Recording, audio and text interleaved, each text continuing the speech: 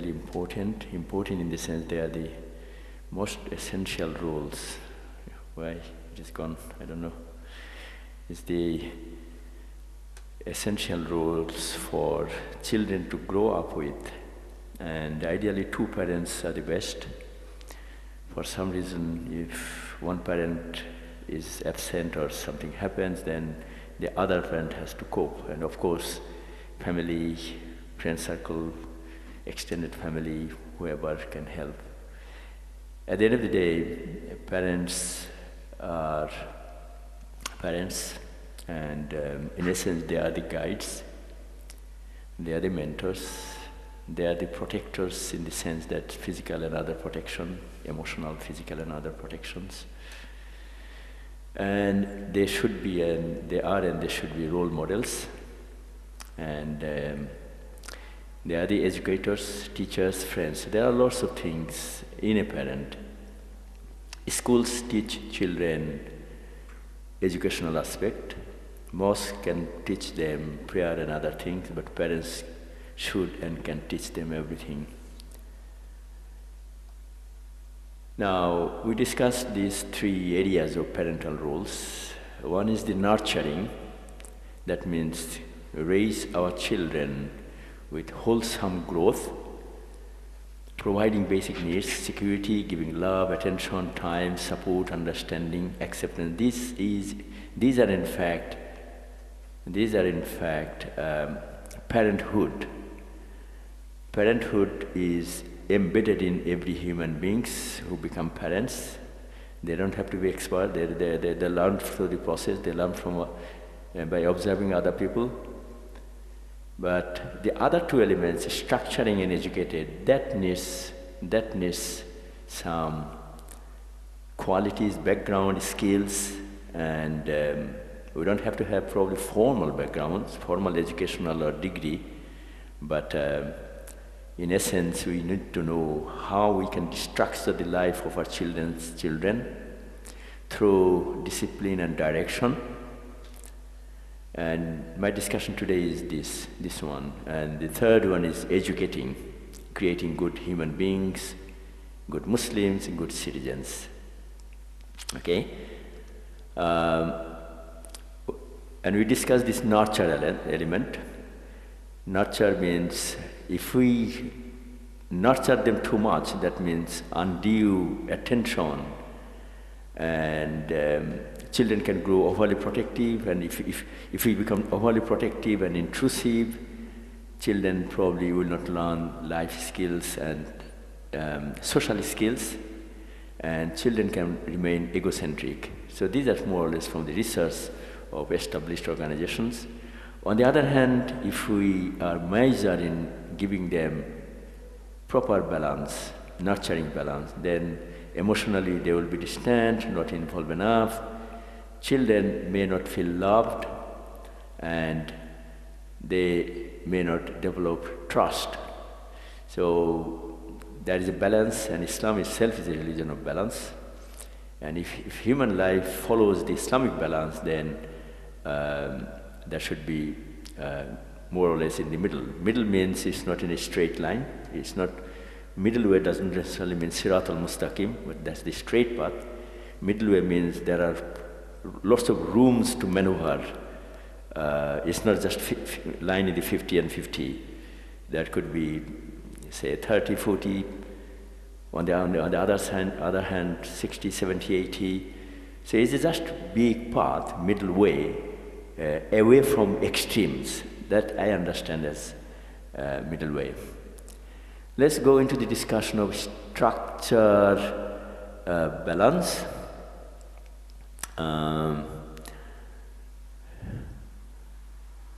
Okay.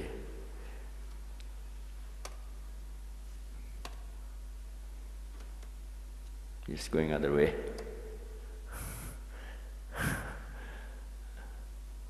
Anyway, so, okay, going backward, yes,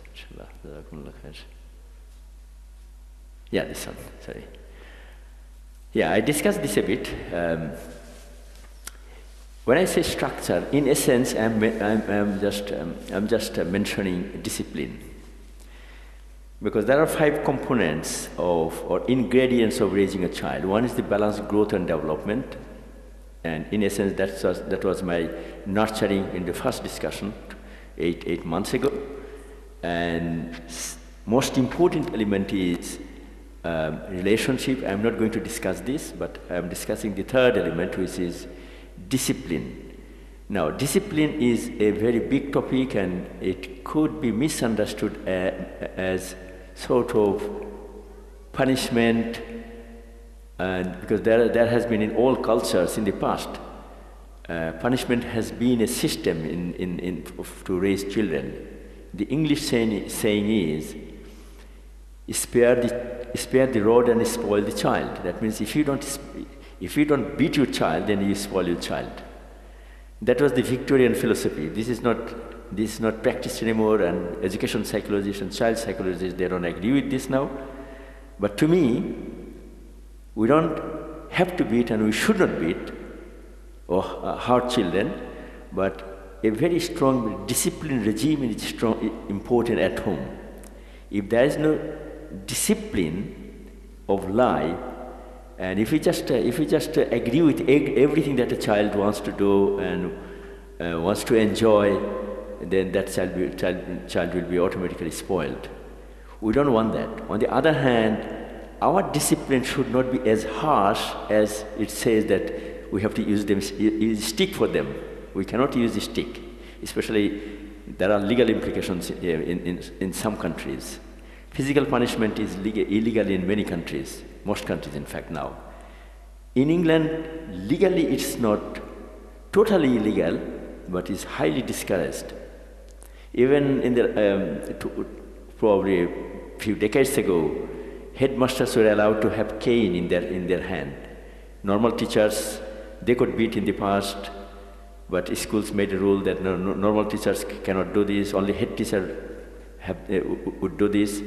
Gradually that has been taken away from the head teachers, and parents also are going to be in trouble if they physically harm their children, because there are child protection issues that every parent should be aware of. And these child protection issues include physical harm, emotional harm, sexual harm, as well as neglect. This is legal.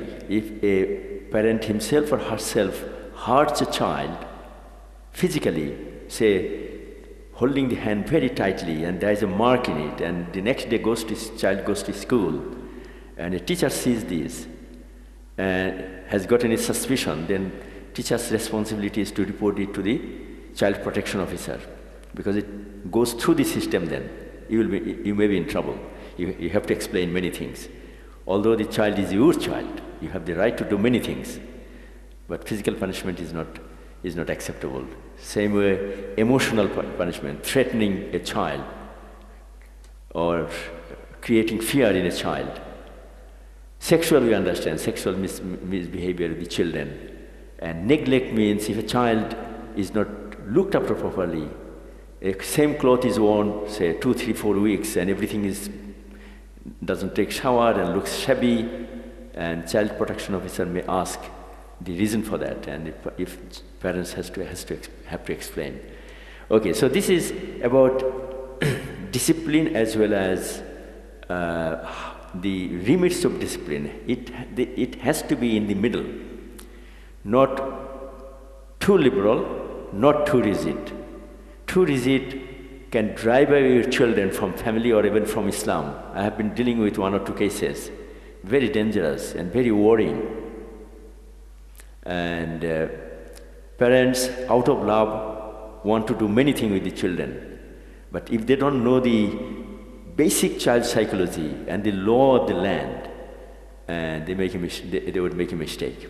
And children nowadays know, they have been taught to complain to relevant authorities if they have got any problem at home. And they will straight away tell that this is what is happening in my home. And I've just observing a case, a 22-year-old girl. Now she's adult. social service helped her to get away from her house, and she just walked away from her home, coming from a very practicing Muslim family. Sadly, there are many other cases. Okay, so let's now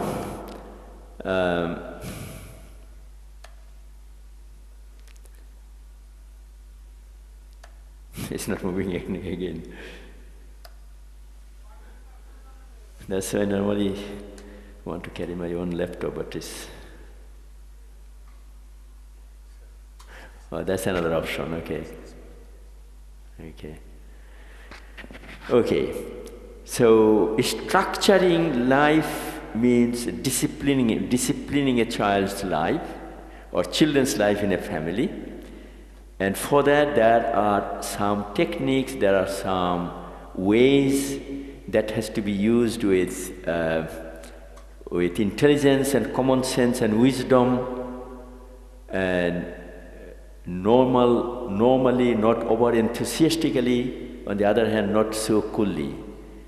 And structure is going to work, or discipline is going to work, if children are looked after properly in their physical, mental, emotional, and spiritual side, because every human being has got these four elements. Especially, emotional side is very serious. We love our children, children love us. Until the weaning period, this is simple. They are dependent on us. But once they cross, some children may do this early, say 2 or 2.5 years, and they know how to talk, they know how to grasp things, and they may start learning things from outside.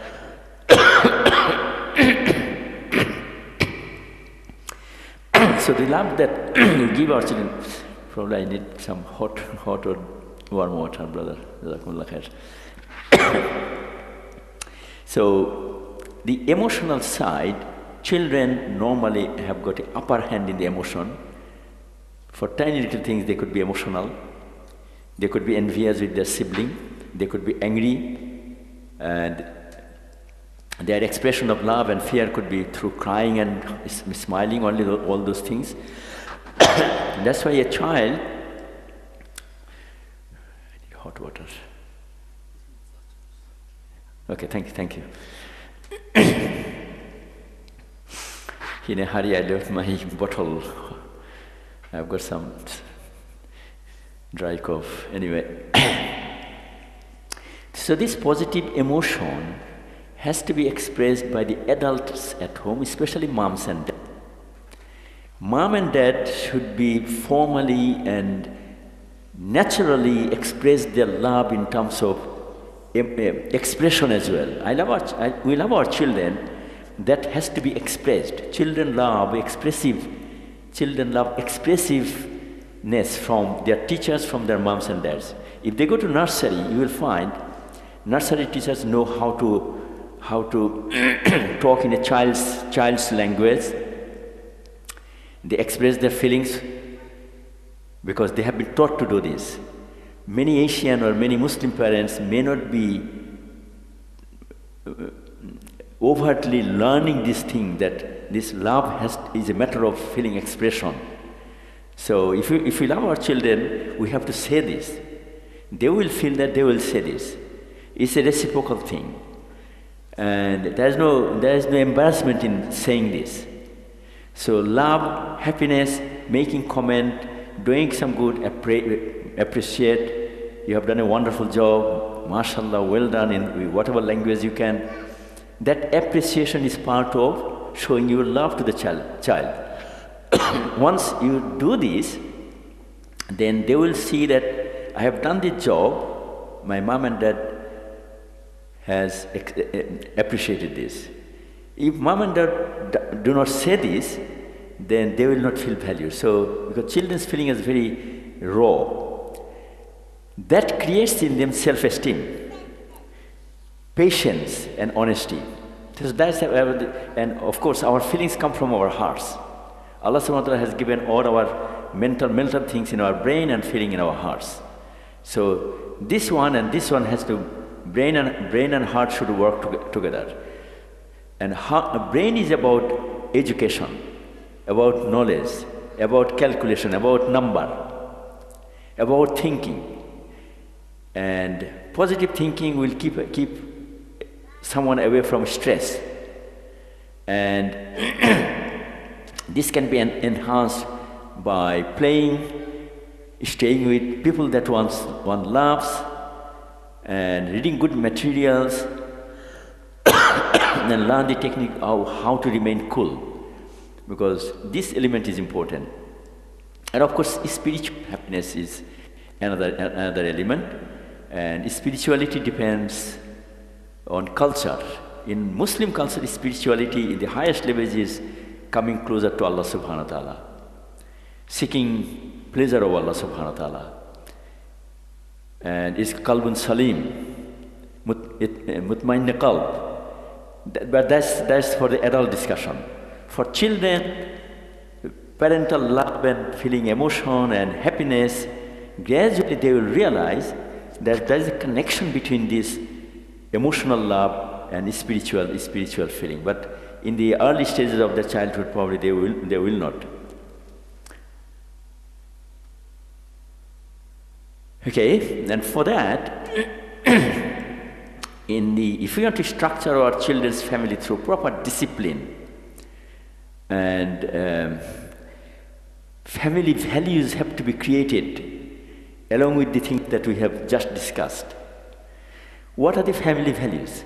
Family values, social values, universal values, national values, more or less they are interlinked. And for Muslims, family values is about part of social values. Social values is our adab and akhlaq. And Islam has taught us about our belief, about basic pillars of Islam, starting with salah or prayer, and halal and haram. These are the core of Islam. But in a society that one lives, these aspects are, apart from prayer in the Jamaat, and even in the Jamaat, it is our individual relationship with Allah subhanahu wa ta'ala. Whether we can concentrate on Allah subhanahu wa ta'ala, the way Prophet sallallahu alaihi wasallam has asked us to do. So that means ritual prayers is between a servant and Allah subhanahu wa ta'ala. But that is just between Allah and our Creator and we as His creation. But whole of our life is associated with family, with our friends, with the society, with the nation, with the colleagues. That is adab and akhlaq, our moral character. And that is the essence of Islam. Some scholars say that prayer and other things, individual things, these are probably 2 or 3 or 5%. 95% of Islam is about akhlaq. And Prophet sallallahu alaihi wasallam himself mentioned, he has been sent to perfect human akhlaq. And there's a book called Adabul Mufrad. Bukhari rahimahullah wrote this book, and there has been numerous versions of this, versions in the sense with explanation. There are 1385 hadiths from Sahih Bukhari, and it's about human akhlaq, relationship, dua, making dua for others, and all the social qualities. So in a family, parents, as the leader of the family, because they are the leaders, they will help their children to grow as empathetic and respectful individual. Empathetic is sense, sympathy is just we feel sympathy for anyone who suffers. Empathy is we feel from within our heart. That's called empathy. Family members' sorrow and happiness, everything should be empathetic. Close people, close friends, if they are not empathetic, then simple sympathy will look like mechanical things. So for this, the values that we discuss is, one is moral values, be honest and the other things, social values, respect, love, cultural values, coming from through our own culture, And culture can be strong, culture could be weak, especially when weaker people come in a dominant culture like, say, Britain, many people can lose their culture. And we have seen this. Then there is a political culture. Political culture is another big topic. A family can give basic education and training to their children depending on the knowledge and educate them to become good human beings, good citizens and good Muslims. Political culture is how to bring political consensus, how to agree to disagree. These are also social culture. We can see our communities in very many different WhatsApp groups I have seen. People make unnecessary comments on, say, when Nelson Mandela passed away or when Queen passed away. There are things that we should not discuss. But I have seen many people discuss things just as if it is their job to make comments. It takes time, it can hurt other people, it doesn't help. Then there is a religious culture.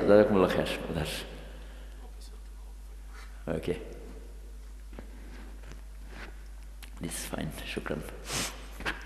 Religious culture. Muslims follow their religious cultures, and normally our recreation, our values of life, when we meet with one another, we give salam, we respond with your salam. Salam is the best greeting. So this is our religious culture, and it has become our social culture. So culture can interpolate. Recreational culture. We do our recreation without indulging in nasty things. That means whining and dancing. That could be the way of recreation for some people. Our recreation is, say, Eid al-Fitr or Eid al-Adha. We start the day with the prayer. And whatever we do, we don't indulge in things that are haram for us, or that is not harmful for others. And there could be work-related values. So this young boy or girl, one day will become, inshallah, adult, will go to the world of work, and if they can portray their good Islamic manners and behavior and good human behaviors and citizenship behavior, that is the thing that can attract other people to Islam. Or at least they can see that he or she is such and such person, and the media, whatever they are saying, that's wrong. This is the way of dawah. And so in essence, if we educate our children with family values that more or less inculcate everything, then they will be proactive citizen, confident citizen with pride or humility with their own identity. The other aspect comes, that is also, I'm discussing this because family is at the heart of children's growth. Family routine. Parenting is a process. And whether we do things informally or formally, we should not be that formal, of course. There should be some understanding or plan, unwritten plan behind whatever you do in a house. I normally advise or suggest, because I had been a teacher, one role of a parent is being a teacher and trainer. And how the teachers keep their children engaged in the whole day, 7 hours. Many parents will not feel comfortable, but teachers do this because they have been trained to do this.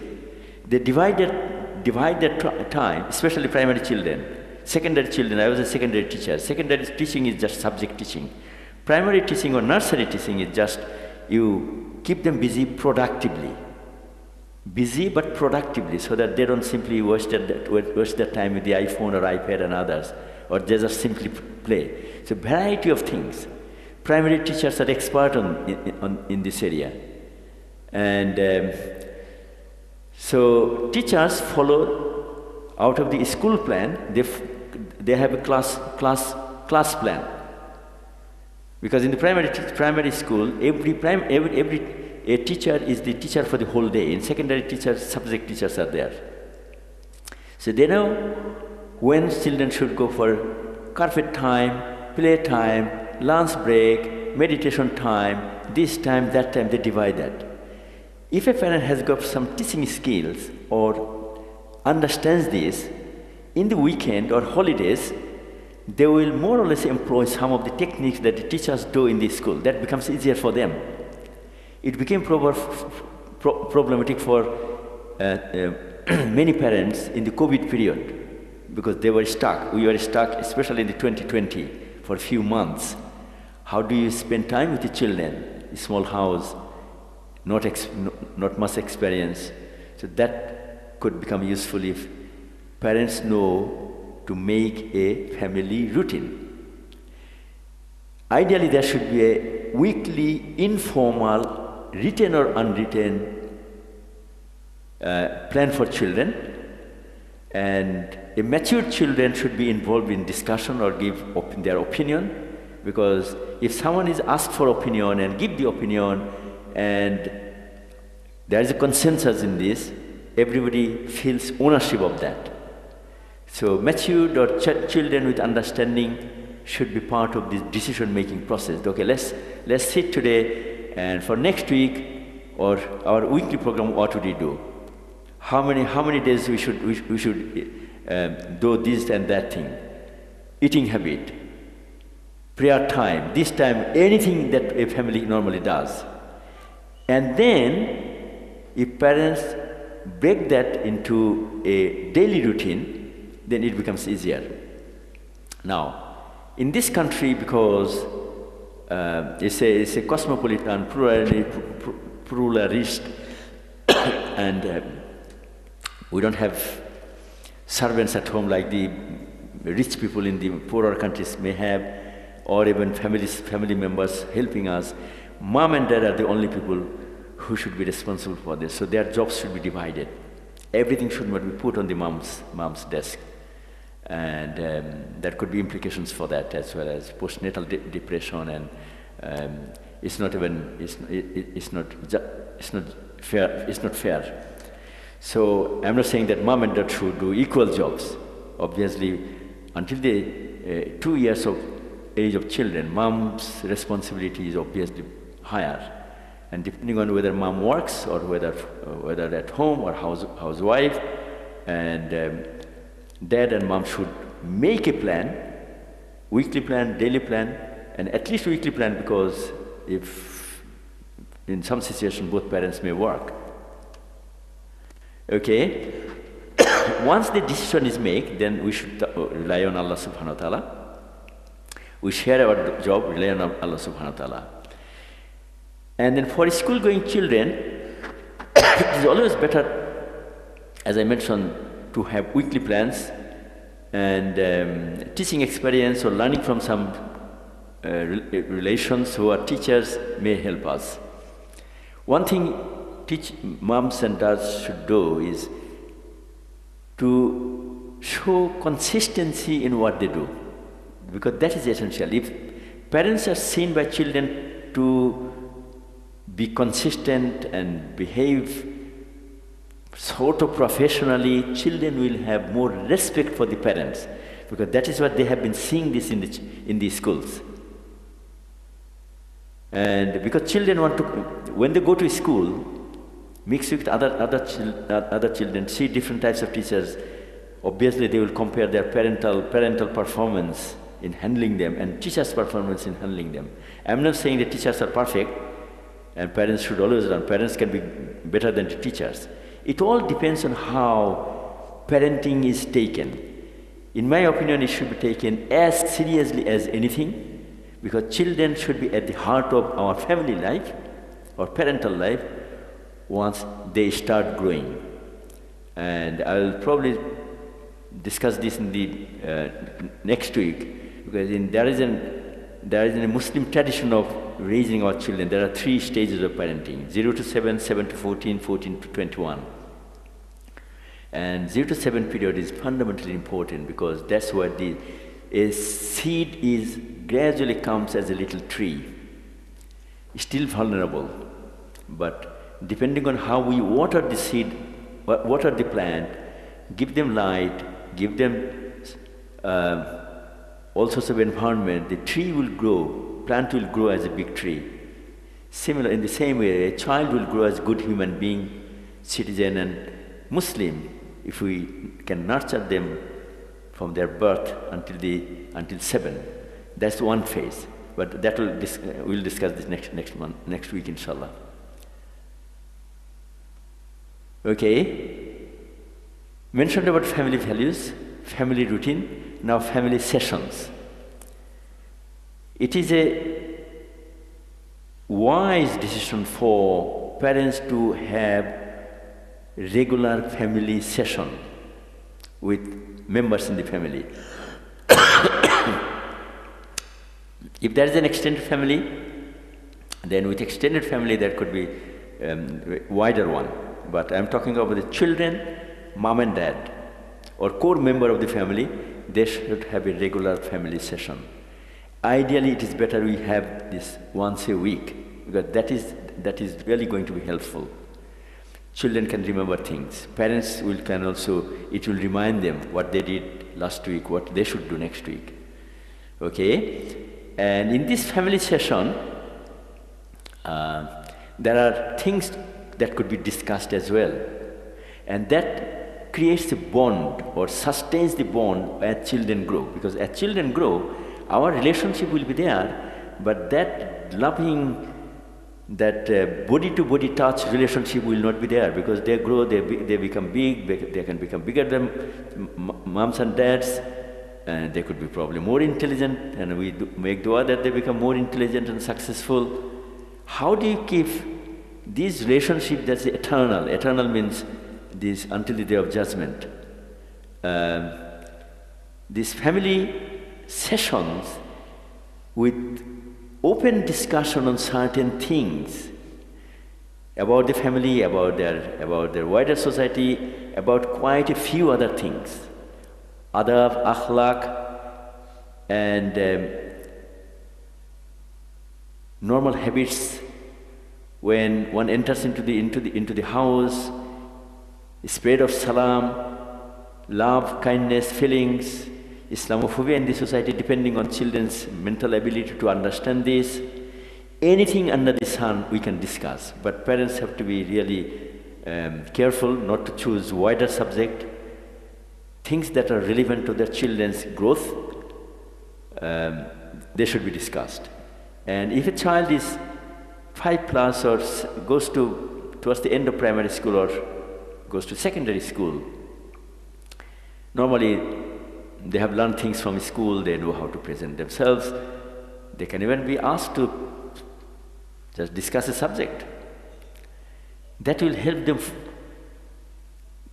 give their opinion, because family is a small unit. It's a small organization, the core human organization of human society. That's the family. So an organization has a leader. Family has got mom and dad, father and mother. They are the leaders, and the other members of the family, how they make decision, the consultation, the shura, etc. So all these topics can be brought into family sessions, and if parents are a bit organized, they can internally keep a record of that, or they can ask an elder child who is more or less reliable to make some notes or keep some records. That will give I'm not saying that we have to make our home as a school, because the school is a school. But we can informally create a learning environment which would be inspirational for our children. They will remember in future, inshallah. They will love. They will remember with love that this is what my mother told me when I was young. Children will reminisce. That's important.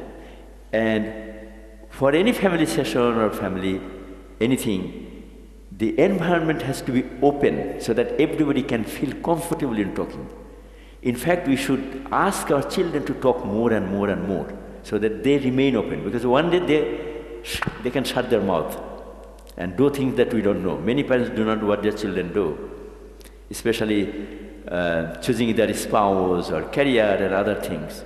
But in an open family, children and parents will always converse, and any issue that comes in children's life, they will talk with you. If we also as parents, we also discuss things. Today this thing happened, yesterday it happened, and then we discuss certain other things.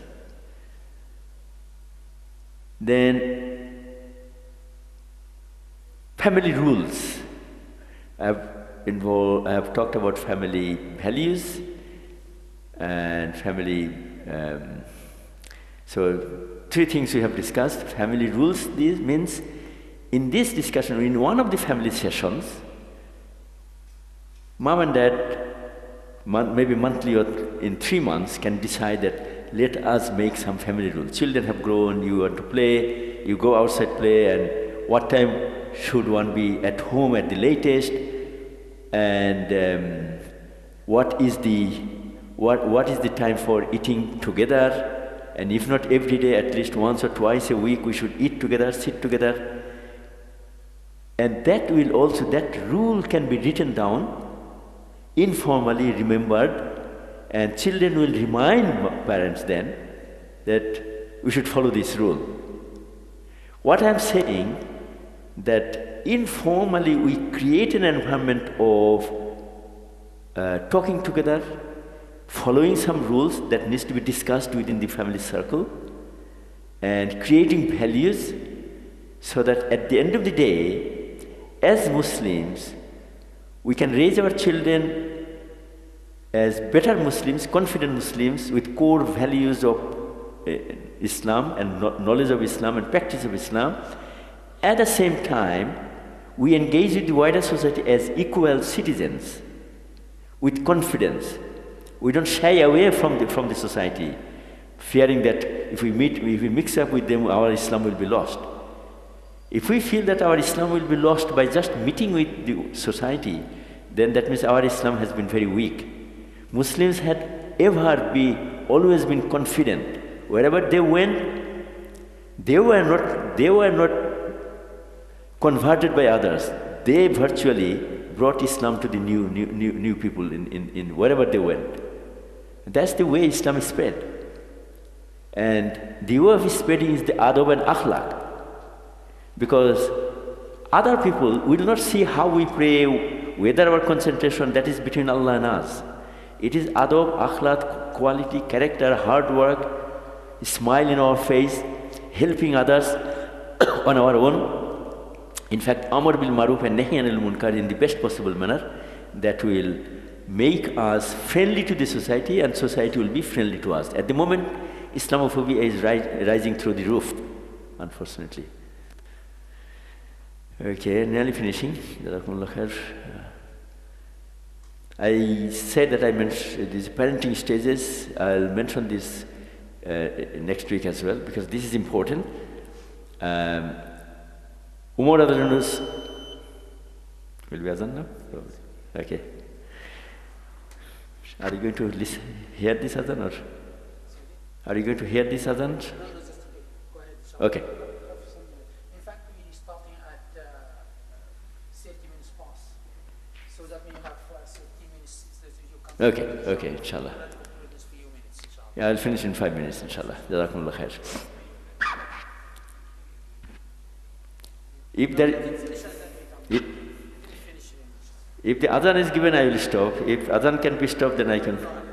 Okay, jazakumullah khair. So, I mentioned this very briefly. From birth to 7, and this is mentioned by Umar radhiyallahu anhu and Ali ibn Abu Talib radhiyallahu anhu. So, and they have learned from Prophet sallallahu alaihi wasallam. It has not come from the word of Prophet sallallahu alaihi wasallam, as far as I know.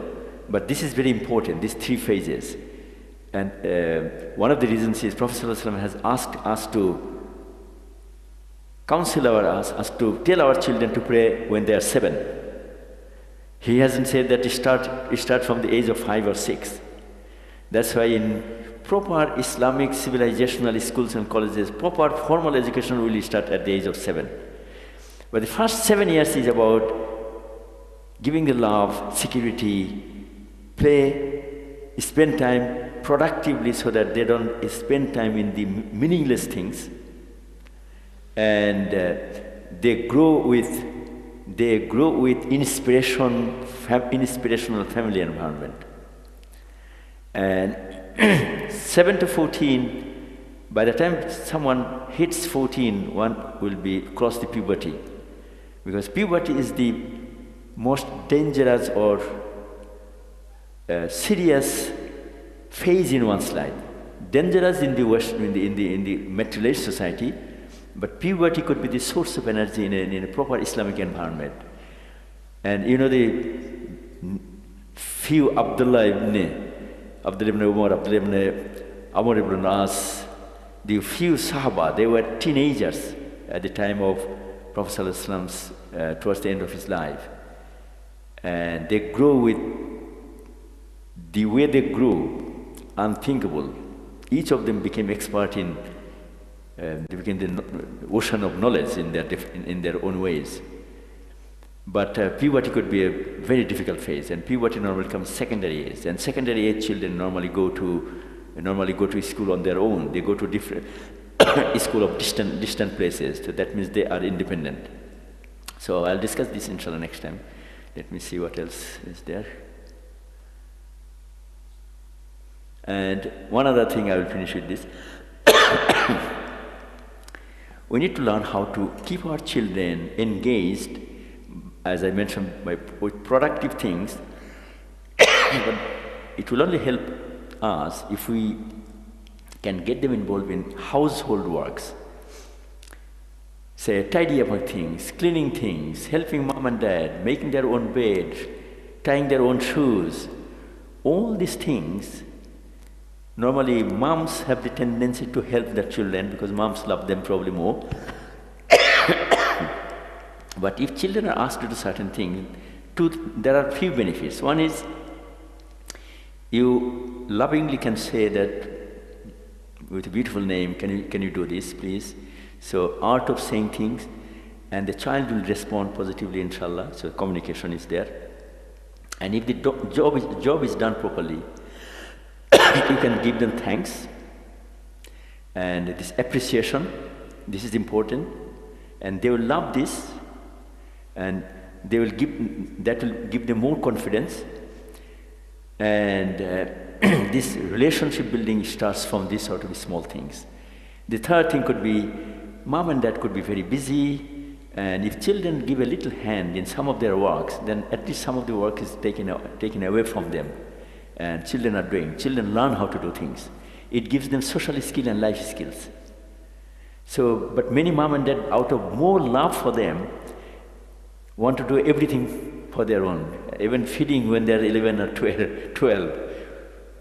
For love and for fun, we can do this, but a child should be raised as proper, age-appropriate, independent or interdependent adult human being. We should not make them, it's called the snowflake. You know, snowflake means, or cotton wool, there's a language. Children are so soft, they don't know what to do. We should give them hardness of our life as well. Even a rich family should give them some tough training. And you know, in the Prophet ﷺ's time, the Arab society, they are noble people, send their young people to the faraway land so that they become tough, looking after the ships in the desert land. And that is the training they were given, so that in real life they become tough, they don't become soft. So life, softness in our emotion and feelings, hardness in our survival instinct. So these are all important. So Jazakumullah khair once again for waiting for me and listening to me. May Allah subhanahu wa ta'ala give us some barakah in our discussion and accept our time in this mosque and in discussion. Wa akhiru da'wana anil hamdulillahi rabbil alamin. Assalamu alaikum wa rahmatullahi wa barakatuh. Allahu Akbar, Allahu Akbar, الله أكبر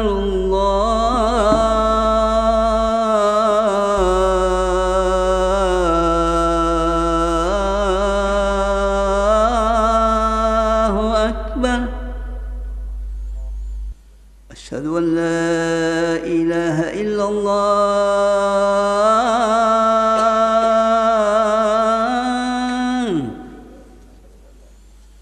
أشهد أن لا